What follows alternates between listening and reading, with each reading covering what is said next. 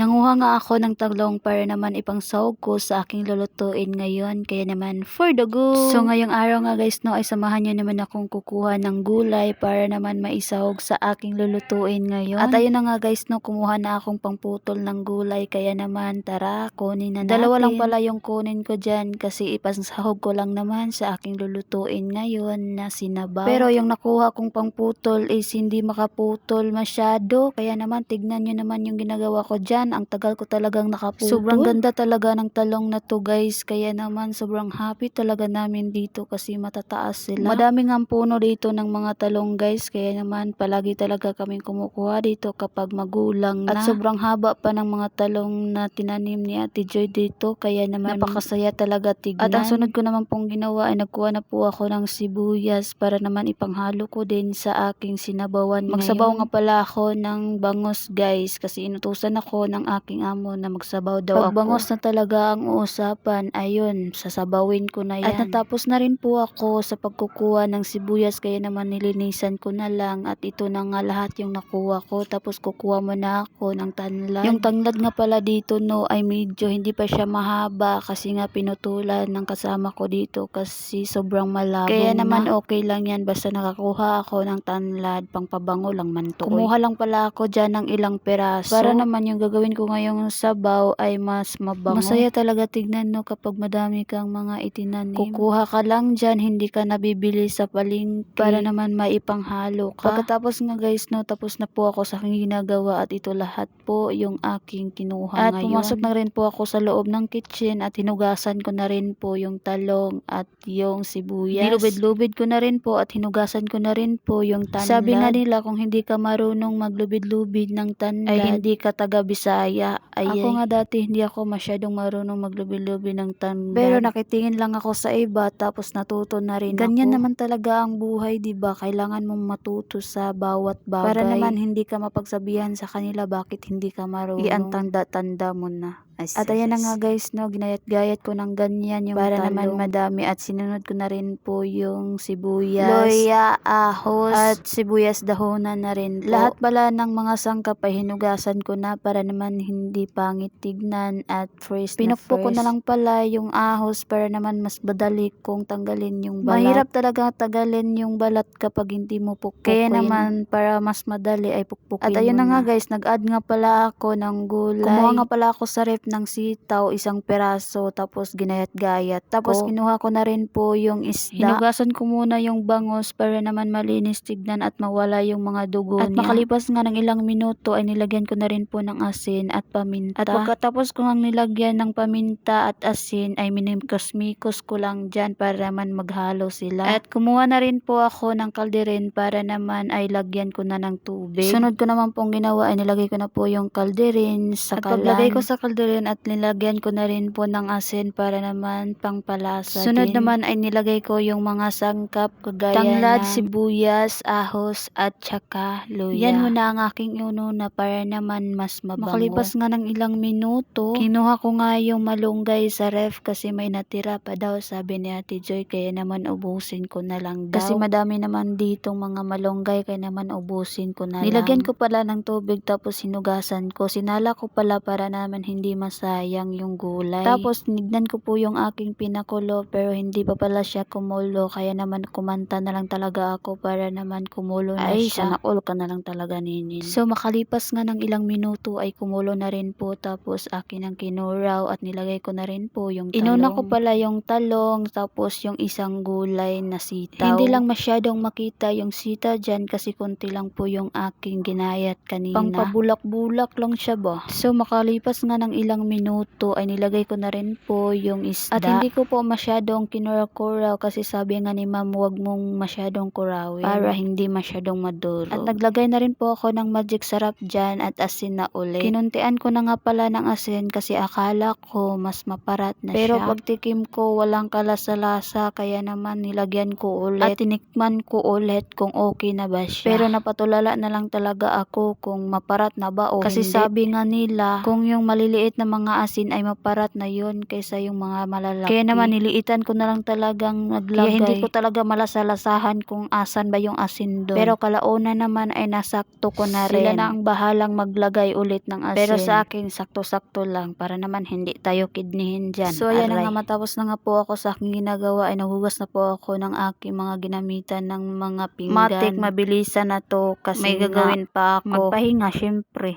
Yung tubig nga pala ngayon no ay mahina kasi iwan ko ba kung bakit ito mahina. Madami sigurong gumagamit kaya naman mahina talaga. Ay, balik-balik. So, ito lang pala yung aking ginagawa dito guys, no? Magluto, magsabaw, magprito, maggisa ng mga gulay. Ganun lang po yung aking ginagawa dito kapag inutusan ako ng aking amo. Kagaya nga ng sabi ko dati na hindi pa ako marunong sa mga dinato ng mga nilutuan ba. Kaya tiis-tiis muna tayo sa mga ganong mga lutuan. Agay.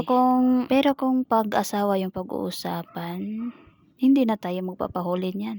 Lipas nga ng ilang minuto natapos na po ako sa loob at ito na nga yung dalawa nakatulog na sa kakahintay sa akin. At Charis, ikaw ba hintay daw na ninindi? Nagulat na sila diragboy. Agay. Nakatulog sa salig hinulat sa lalaki. So matapos ang 500 years ay kumain na rin si Ninin. At nakabihis na rin ako dyan kasi nakaligo na ako. At tignan nyo naman yung forma ko dyan. Girly na girly talaga. Kahit putol yung buhok. So ano pang hinihintay natin guys? Kain na po tayo. Napakasarap na naman yung ulam ni Ninin ngayon for today's video. Kaya naman ano pang hinihintay nyo, kuha na kayo ng yahong dyan para naman malagyan ko kayo ng sinabaw kong isda. At sinamahan pa ng tuyo.